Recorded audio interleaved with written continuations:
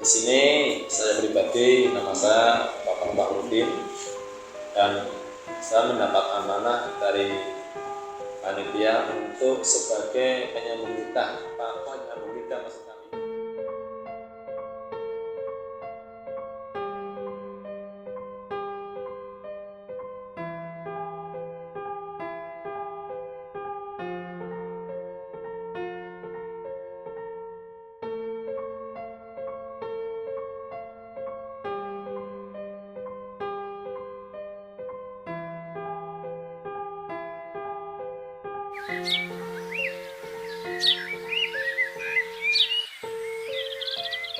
Di awal mula dana lupis di wilayah kami di Kerapia ini yang dulu menjadi Kerapia Kidul, kalau sekarang ada penggabungan wilayah, jadi detiknya dulu di wilayah Kerapia Kidul.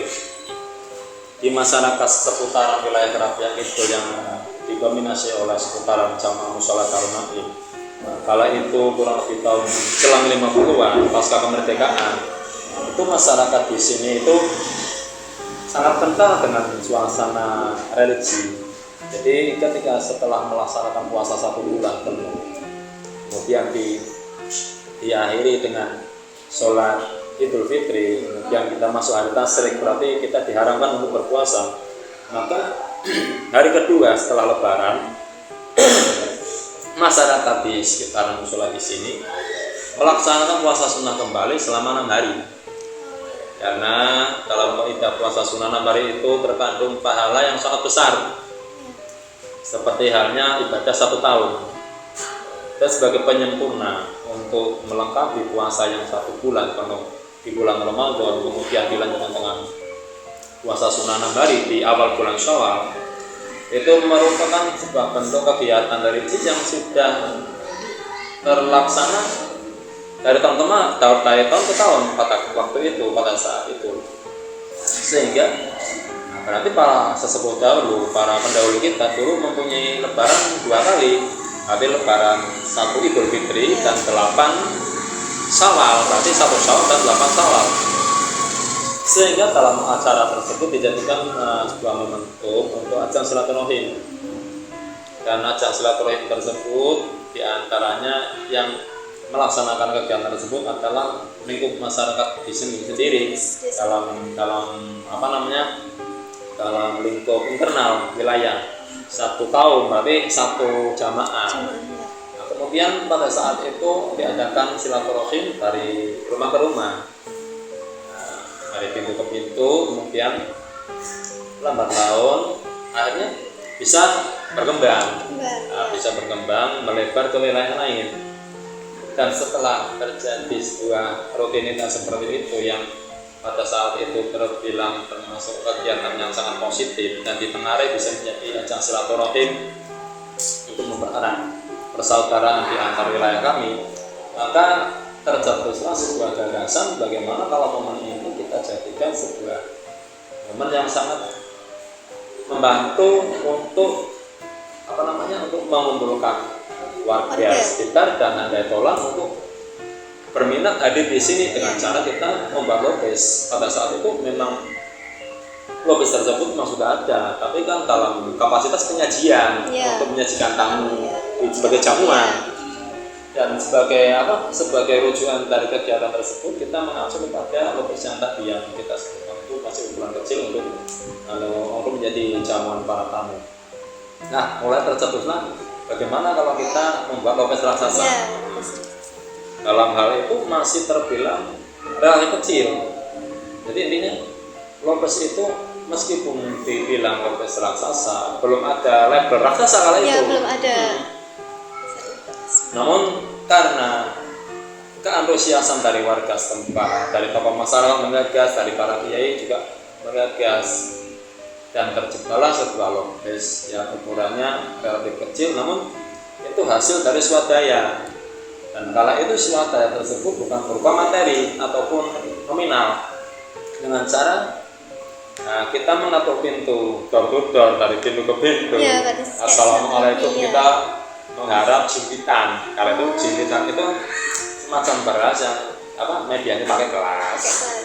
mungkin tidak beda dengan jenengan juga dengan di tempat jenengan yang silitan itu dikumpulkan jadi satu. Yang ya kalau itu mungkin paling mencapai cuma keseluruhan paling nggak kurang nggak lebih 10 kilogram jumlah berasnya itu, kemudian dijadikan satu dimasak menjadi lopes. Perbandingannya daripada antara lopes yang besar itu dengan lopes yang ukuran miniatur itu kan memang sangat beda. Sangat berbeda. Dulu misalkan lopes yang kita konsumsi tiap ada kegiatan seperti itu paling ukuran 12 cm kepanjangan. Untuk diameternya paling 5 cm, enggak ada paling berapa 3 atau 4 cm.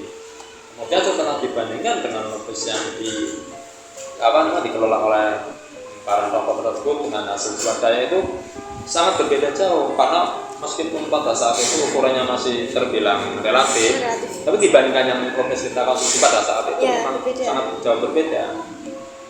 Nah, sehingga itu sudah menjadi sebuah agenda rutin. Setiap tahun diadakan juga itu dengan cara sistem pengalihannya juga seperti itu. Makanya kala itu pernah ada sekitar tahun dekade 50-an pernah ada kevakuman di antara kepanitiaan, karena mungkin pada saat itu memang sulitnya ekonomi juga bisa hanya menjadi kendala itu bagaimana cara menggali untuk kegiatan tersebut, hanya mungkin kesulitan dengan vakum, tidak ada kegiatan tersebut.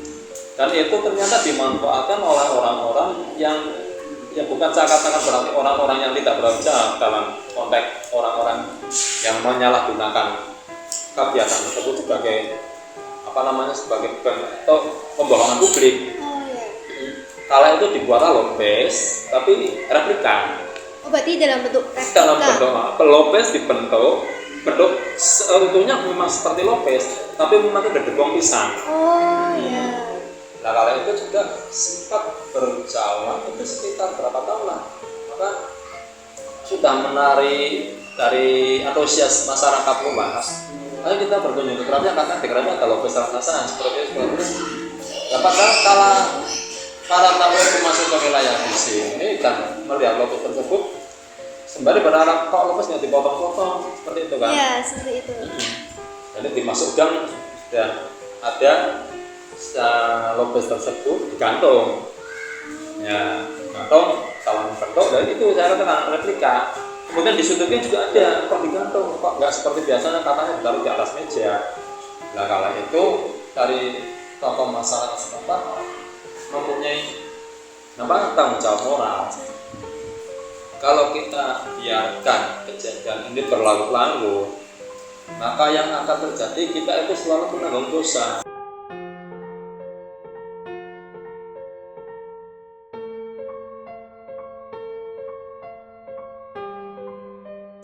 Lopes itu kan menggambarkan sebuah kekuatan, persatuan dan kesatuan bangsa. Jadi kenapa kita pakai beras ketan? Kenapa kita pakai beras? Seperti yang jenengan ketahui, ketan tersebut daya rekatnya itu kan sangat hebat. Ketika ketan itu kita rebus dan dijadikan seperti halnya nasi.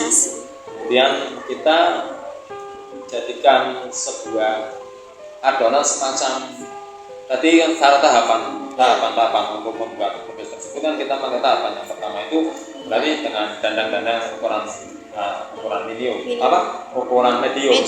Nah, setelah 75 kematangan beras tersebut sudah sekitar 75%, kita ambil media, kita angkat, kita taruh di media datar seperti altar seperti ini, namun dikasih semacam gelaran pakai matras itu dengan higienitas kita utamakan, kebersihan dan kestabilan kita utamakan. Kemudian kita tunggu beras ketan tersebut yang tingkat kematangannya itu 75%, dan akhirnya bulir-bulir dari beras tersebut sudah tercampur rata dengan yang lainnya sehingga menghasilkan tekstur yang agak kenyal.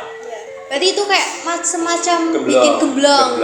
Semacam gemblong. Tapi kalau gemblong itu kan terbuat dari beras ketan yang sudah menjadi tepung. Nah, secara tekstur beda. Kalau gemblong mungkin kan kalau kita tekan mungkin kembalinya agak lama Iya, karena itu kan kembalinya ada apa namanya semacam teksturnya kan agak padat karena hasil dari pupuk tersebut. Tapi kalau beras ketan ini ketika kita tunggu, lagi ditunggu nanti menjadi agak lunak, kita coba jari kita masukkan itu langsung kembali semula itu Pak. Oh iya. Jadi mungkin karena ada semacam rongga-rongga itu belum tertutup secara rapat, sehingga dari bibir ketan tersebut menjadi satu dan menghasilkan kekenyalan yang kita harapkan dari ketan tersebut. Kemudian masuk ke tahapan berikutnya seperti itu.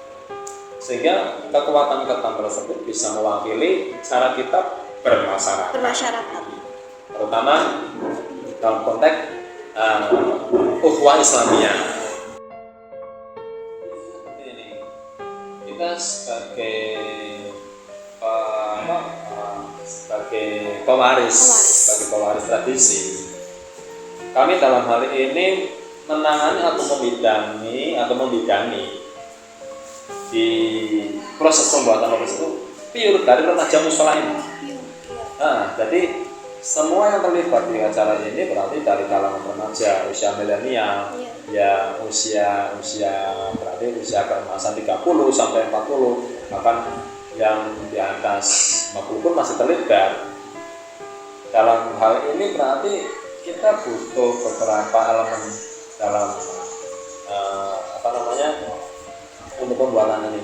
Dari tokoh remaja, misalkan dari kalangan remaja kita bersinergi dengan usia yang masih muda, seperti nanti kita panggilkan untuk ketua panitia itu masih usia belia, karena semacam kolaborasi atau semacam sinergi antara tersebut dan pemuda. Jadi semuanya itu ditangani oleh remaja mushola karena tidak melibatkan dari pihak lain gitu. Baik dari pendanaan ataupun dari ketenagaan, jadi semuanya kami tangani sendiri. Ya, tradisi mengajarkan kita tentang cinta dan kasih sayang serta kebersamaan. Maka dari itu, tradisi harus menjadi sebagian dari kehidupan kita. Sekian dari kami kelompok 1, semoga observasi yang kami lakukan dapat bermanfaat. Mohon maaf atas segala kesalahan yang ada dalam observasi kita. Terima kasih, sekian dari kami. Wassalamualaikum warahmatullahi wabarakatuh.